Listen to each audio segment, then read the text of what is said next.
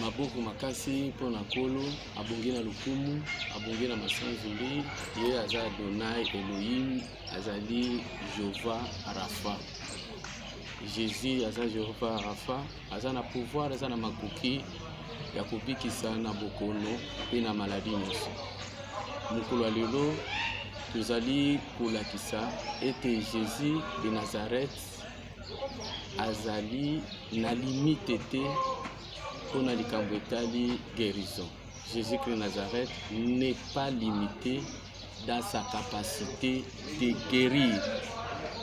Et pas une encolo, maladie incurable ezate. Et pas à Jésus-Christ de Nazareth, maladie oyo alembaka. Ndenge na bisika mususu balobi ete eza kana biso te. Et pas à Jésus-Christ de Nazareth, makambo wana ezalaka te. Et pas na ye blocage nyonso, freinage nyonso, oyo ezali etali likambo etali guérison, blocage nyonso wana bukaka. Eza blocage ya mabende, eza blocage ya mai, eza blocage ya moto, eza la ngomba nyonso oyo ezali boso na nkolo eza surmontable. Parce que toza na ba exemple ya liboso maladie nyonso quel que soit moto abotami na yango depuis le ventre de votre mère, tango moto wana akutani na nkolo na mokolo moko okoki koyamba guérison na yo. Toza na exemple na Jean chapitre 9 verset 1er, ya moto moko il est né aveugle. Maladie ebandaki depuis libumu ya mama. Abotami aveugle. Mais na mokolo moko maladie wana esilaki. Tomoni na Acte chapitre 3 verset 2.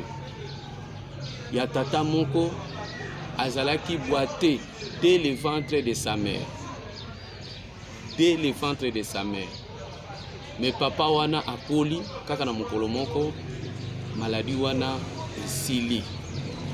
Pona koloba bato nyonso baza kolanda Nzambe aza na capacité na minute oyo na maladie nyonso botama na yango ezala cancer, ezala SS, ezala maladie nini ezwa fin au nom de Jésus-Christ de Nazareth.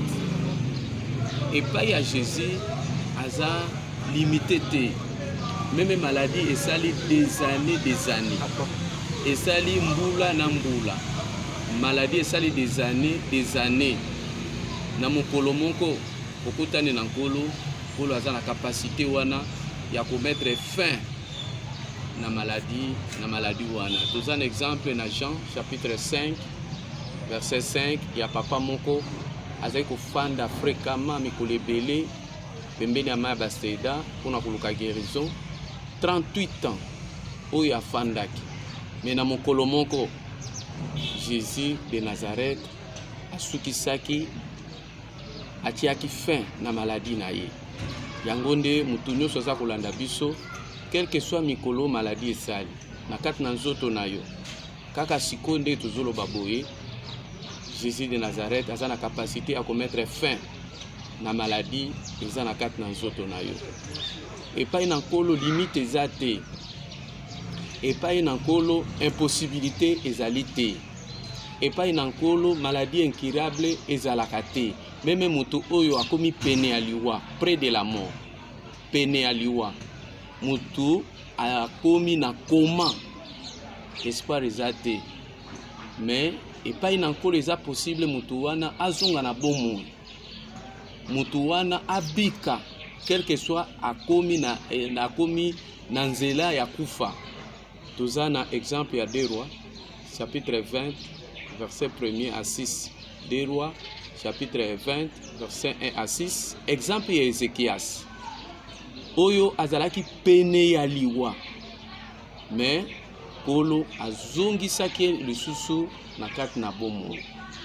Pona kosukisa tokoyebisaka ete na Jean chapitre 11 verset 43 à 44 ka ya Lazare epai na nkolo meme moto akufi ata moto akufi bakundi ye Nzambe na biso Jésus de Nazareth aza na pouvoir wana ya kuzungisa mutu wana na bomoi. Lazare 4 jours na mabele. Misuni nyonso ekomi potopoto. Asi apoli. Marthe alobi moye ezali te. Alumba déjà solo. Mais kolo na prière ya salaki Lazare azongaki na kati na bomoi. Yango tokoloba na mutu nyonso yaza mwana na Nzambe. Epai na Nzambe, Nzambe azali limité te. Pona likambo etali guérison. Quelle que soit grandeur, quel que soit munene, quel que soit bozindo, quel que soit lolenge oyo, bato bazali kolobela na maladie wana, mon Dieu, Jéhovah Rapha, Jésus de Nazareth, aza na pouvoir ya kobikisa na bokono pe na maladie nyonso ezala démon coronavirus. Nzambe aza na pouvoir ya komettre fin na maladie nyonso.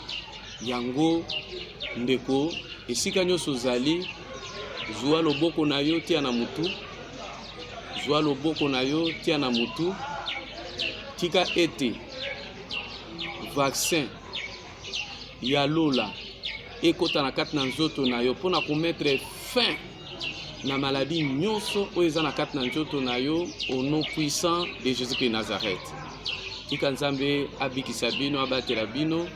Ezalaki wa bino Prophète Juma. Numéro de contact 089 69 45 348. Bye. Tika Nzambe abikisa bino, Nzambe abumba bino, Nzambe apesa bino elonga. Amen.